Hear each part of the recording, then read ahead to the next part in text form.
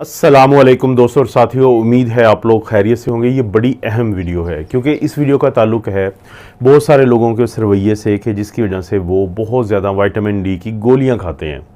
और अक्सर के जहन में ये बात बैठी हुई है कि अगर हम विटामिन डी खाते रहेंगे तो हम बीमार नहीं पड़ेंगे।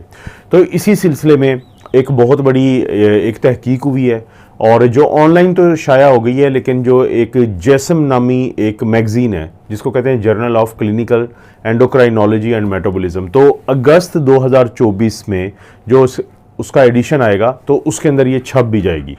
तो इसमें बड़ा कुछ बताया गया है, यानी जिसमें सबसे अहम बात ये है कि देखें, हम आमतौर पे तो सारे लोग ही खा रहे होते हैं विटामिन डी, किसी न किसी हालत में लेने की कोशिश करते हैं। लेकिन जो नई गाइडलाइन है उन्होंने ये बताया है कि अगर आपकी उम्र 75 साल से ज़्यादा है तो फिर तो आपको जो विटामिन डी है, क्योंकि आपके जिस्म का हिस्सा ज़्यादा नहीं बनता, तो उस सूरत में आपको लेना भी चाहिए और आम लोगों से ज़्यादा लेना चाहिए। आम लोगों से ज़्यादा का क्या मतलब है कि आपको 800 इंटरनेशनल यूनिट एक दिन में लेना चाहिए, जबकि जो आम लोग होते हैं तो 75 से जिनकी उम्र कम होती है तो उनको आमतौर पर हमने कहा होता है कि आपने 600 इंटरनेशनल यूनिट पर डे लेना है। दूसरा ये बात बताई गई है कि अक्सर जो लोग हैं वो महीने में एक दफ़ा लेते हैं बड़ी डोज। इसके बाद इससे पहले अगरचे इस चीज़ को हौसला अफजाई की जाती थी, लेकिन अब कहा जाता है कि आप विटामिन डी अगर आपको ज़रूरत है, आपको आपके डॉक्टर ने कहा है, तो आपने फिर कोशिश करें कि रेगुलर बेसिस पे लें, रोज़ाना की बुनियादों पे लें, चाहे लो डोज़ में। लेकिन जब हाई डोज़ में लेते हैं और महीने में एक दफ़ा या 2 हफ्ते बाद लेते हैं तो उसको कहा गया है कि ये मत करें। इससे कहीं बेहतर है कि आप रोज़ाना वो डोज जो आपके डॉक्टर ने दी है, जैसे कि मैं जिक्र कर चुका हूँ कि 600 इंटरनेशनल यूनिट। लेकिन उसी वक्त में बताया गया है कि कुछ ग्रुप्स ऐसे हैं लोगों के कि जिनको विटामिन डी बहुत ज़रूरी होता है। मसलन 18 साल से कम उम्र के जो बच्चे हैं उनको लाजमी विटामिन डी दिया जाना चाहिए, क्योंकि उनके अंदर जो कुछ मसले, मिसाल के तौर पे 18 साल से कम उम्र के जो बच्चे हैं उनमें जो चेस्ट इन्फेक्शन होती है बार बार, उससे निजात मिलती है। और इसी तरह से एक रिकेट्स नामी एक बीमारी होती है, न्यूट्रिशनल रिकेट्स, कि जो विटामिन डी की कमी की वजह से हो जाती है। तो उसमें एक चीज़ देखा गया है कि वो कमी होती है अगर उनमें उनको विटामिन डी दिया जाए। एक ये वो ग्रुप है, और दूसरा जो ग्रुप है वो है उन लोगों का जिनकी उम्र 75 ईयर से ज़्यादा है, 75 साल से ज़्यादा है, क्योंकि इस स्टडी में देखा गया है कि उनकी जो शरह अमवात है वो कम होती है अगर उनको विटामिन डी दिया जाए और विटामिन डी की कमी का शिकार ना होने दिया जाए। क्योंकि इस उम्र में विटामिन डी की कमी इसलिए ज़्यादा हो सकती है कि विटामिन डी जिस्म का कम हिस्सा बनता है 75 और इससे ज़्यादा उम्र के लोगों में। उसके बाद अगली रिकमेंडेशन दी गई है प्रेग्नेंट ख़वातीन के बारे में। जो हामला ख़वातीन हैं उनके बारे में कहा गया है कि हायर डोजेज़ क्या करती हैं कि वो एक प्री एक्लेम्सिया एक ऐसी बीमारी है कि जिसमें किसी का ब्लड प्रेशर हमल के दौरान ज़्यादा होता है, पाँव में सोज होती है, और जो यूरिन होता है, पेशाब होता है, उसमें प्रोटीन आती है, तो इसको हम प्री एक्लेम्सिया कहते हैं। और अगर इसका ख्याल ना रखा जाए तो फिर ये एक्लेम्सिया यानी फिट्स भी पड़ जाते हैं, दौरे पड़ जाते हैं, जिससे शरह अमवात बढ़ जाती हैं ख़वातीन की भी और उनके बच्चों की भी। तो प्रेग्नेंट ख़वातीन को कहा गया है कि हाई डोज में इसलिए विटामिन डी देना चाहिए डॉक्टर से बात करके, ताकि प्री एक्लेम्सिया का रिस्क कम हो और साथ साथ इंट्रा यूटेराइन मॉर्टेलिटी के बच्चा जो है पैदाइश से पहले जो बच्चादानी है उसमें जो शरह अमवात होने होती हैं वो कम हो जाएंगी।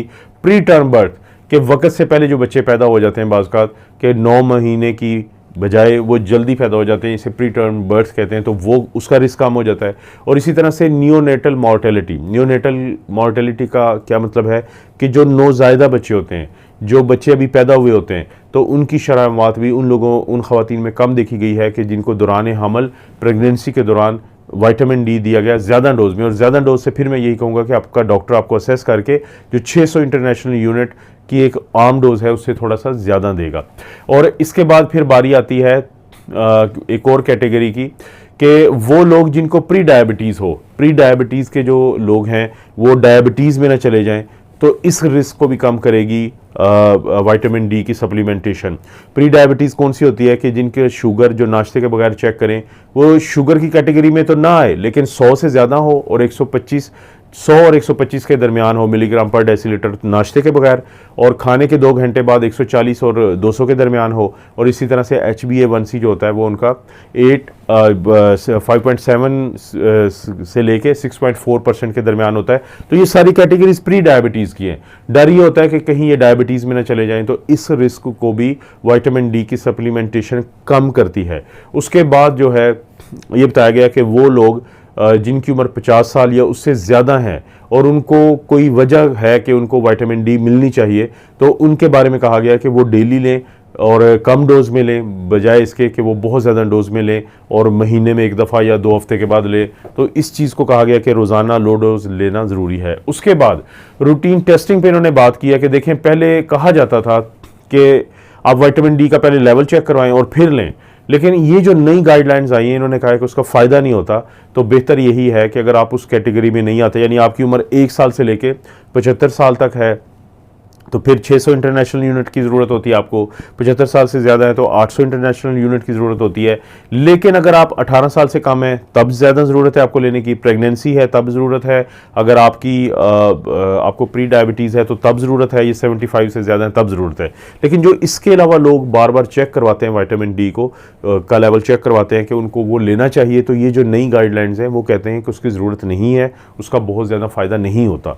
तो ये बड़ी अच्छी गाइडलाइंस हैं, इनको खुद भी आप गूगल पे सर्च करें, क्योंकि बहुत सारे लोग जो हैं वो विटामिन डी के पीछे पड़े रहते हैं कि हमने ये लाजमी लेना है। हालांकि आजकल गर्मियां हैं, अगर थोड़ी देर के लिए वो सूरज की रोशनी में आ जाए तो जिस्म खुद इस चीज़ को तैयार करता है। दोस्तों, आपको पता है इस चैनल पर इस तरह की वीडियोस मिलती रहती हैं। वीडियो को लाइक करें, चैनल को सब्सक्राइब करें। कोई भी वीडियो अच्छी लगती है तो दोस्तों रिश्तेदारों से शेयर करने के लिए नीचे ऑप्शन है, उसको ज़रूर इस्तेमाल करें। आप अपना और अपनी फैमिली का ख्याल रखें। अल्लाह ताला आपको और आपकी फैमिली को हर किस्म की बुराई, बीमारी और आजमाइश से महफूज रखें।